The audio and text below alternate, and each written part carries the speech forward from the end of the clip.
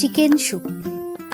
Chicken soup একটি পুষ্টিকর সমৃদ্ধ খাবার যা আমাদের শরীরের প্রোটিনের ঘাটতি পূরণ করে আর প্রোটিনের উৎস প্রদান করে।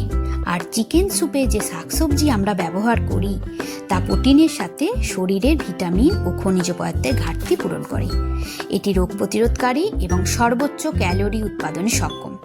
তাই ডায়েটিশিয়ানদের মতে চিকেন স্যুপ একটি পুষ্টিকর খাবার।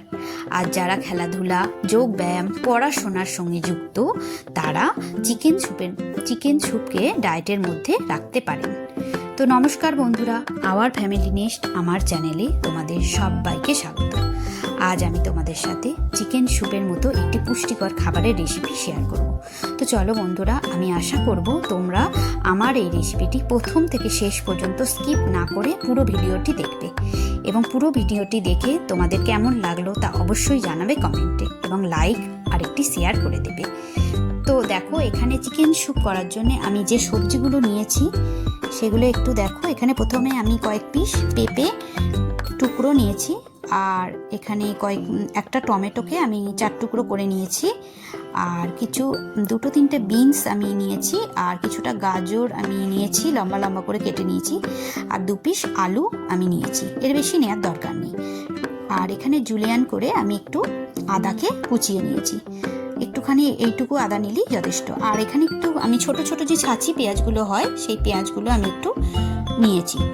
এই পেঁয়াজগুলো গোটাই আমি দেব স্যুপটাতে। অন্যদিকে দেখো, আমি একটা পেঁয়াজকে স্লাইস করে কেটে নিয়েছি, আর কয়েক কোয়া রসুনকে আমি কুচিয়ে রেখেছি। আর এখানে আমি কিছুটা চিকেন নিয়ে নিয়েছি। তো এখানে আমি একটু লেবুর রস চিকেনের মধ্যে দিয়ে দিচ্ছি। লেবুর রস তোমরা চিকেনে দেবে অবশ্যই, কারণ চিকেনে একটা গন্ধ থাকে, যে একটা গন্ধটা কিন্তু এই লেবুর রস দিয়ে একদম কিন্তু কেটে যাবে। আর এটা যেহেতু খুব ভালো করে কষানো হবে না, তাই লেবুর রস অবশ্যই ব্যবহার করবে। আর আমি এখানে একটু ব্ল্যাক পেপার দিয়েছি। ভালো করে চিকেন মধ্যে লেবুর রস আর গোলমরিচের গুঁড়োকে ভালো করে আমি মাখিয়ে রাখছি। এইভাবে আমি 10 মিনিট চিকেনটাকে মাখিয়ে 10 মিনিটের মতো রেস্ট করতে দেব। এর ফলে কি হবে, চিকেনটার মধ্যে কোনো কাঁচা গন্ধ একদমই বেরোবে না। এইবার চিকেনটা আমি 10 মিনিট রেস্ট করতে দিয়েছি। অন্যদিকে এখানে আমি প্যানে তেল নিয়ে নিয়েছি, সাদা তেল। তেলটা খুব বেশি দেওয়ার দরকার নেই, 2 থেকে 3 চামচের মতো আমি সাদা তেল নিয়ে নিয়েছি। এর মধ্যে আমি একটু ফোড়ন দেব।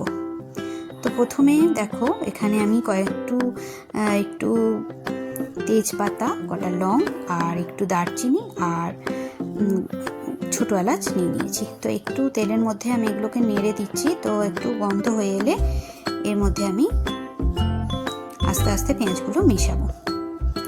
এখন রসুন দিয়ে দিলাম, রসুনের যে কুচিগুলো ছিল দিয়ে দিলাম, আর পেঁয়াজগুলোও দিয়ে দিলাম। পেঁয়াজ রসুনকে একটু হালকা নাড়াচাড়া করতে হবে।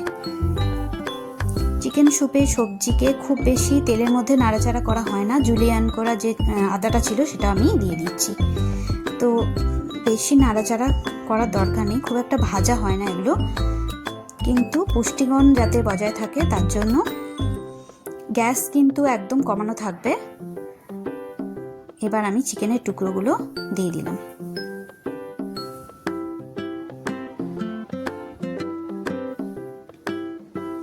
একটু নাড়াচাড়া করে দেব।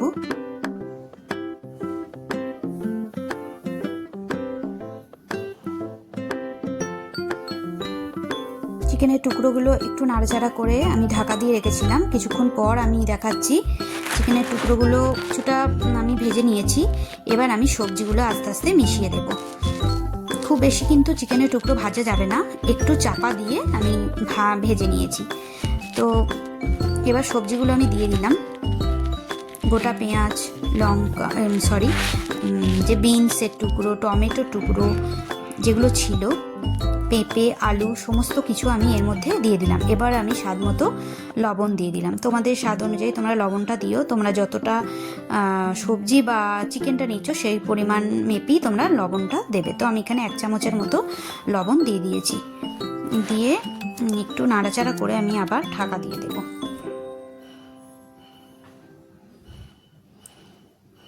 এইভাবে 5 মিনিট আমি ঢাকা দিয়ে রান্না করেছি। এরপর আমি দেখাচ্ছি 5 মিনিট পর আমি ফিরে এসেছি।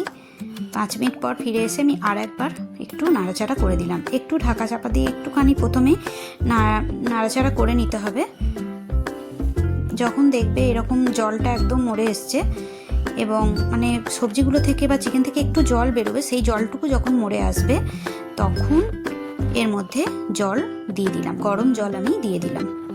চেষ্টা করবে গরম জল দেওয়ার। তো আমি গরম জল মিশিয়ে দিলাম সবজিগুলোর মধ্যে, চিকেনের মধ্যে।